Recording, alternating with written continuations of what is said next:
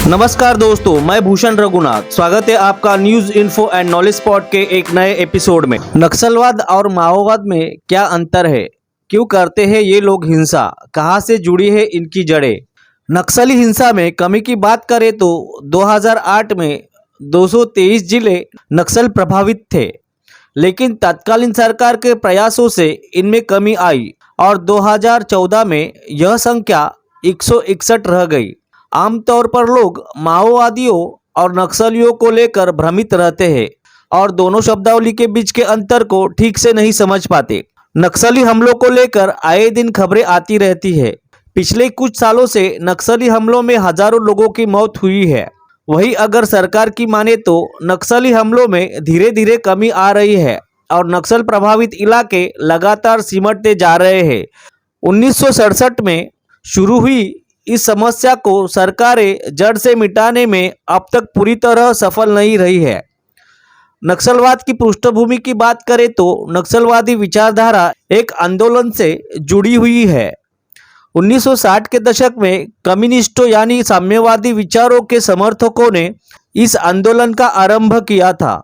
दरअसल इस आंदोलन की शुरुआत पश्चिम बंगाल के दार्जिलिंग जिले के गांव नक्सलबाड़ी से हुई थी, इसलिए यह नक्सलवादी आंदोलन के रूप में चर्चित हो गया।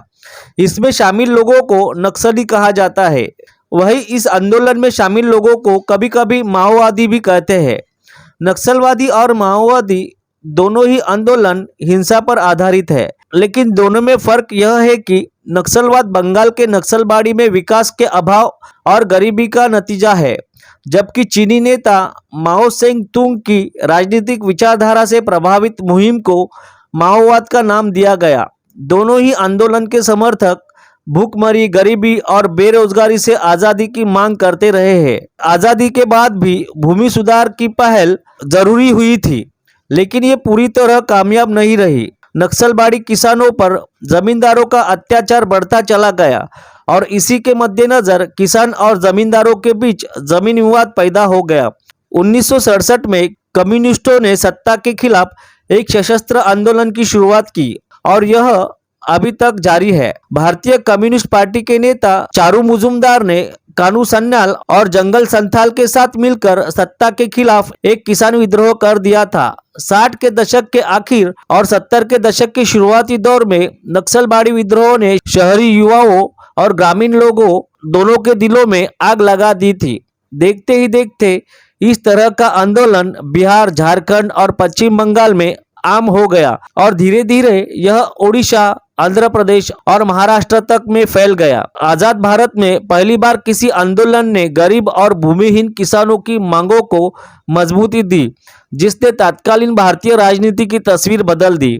नक्सली हिंसा में कमी की बात करें तो 2008 में 223 जिले नक्सल प्रभावित थे, लेकिन तत्कालीन सरकार के प्रयासों से इनमें कमी आई और 2014 में यह संख्या 161 रह गई। 2017 में नक्सल प्रभावित जिलों की संख्या और घटकर 126 रह गई। छत्तीसगढ़, झारखंड, ओडिशा और बिहार को सबसे ज्यादा नक्सल प्रभावित राज्यों की कैटेगरी में रखा गया है।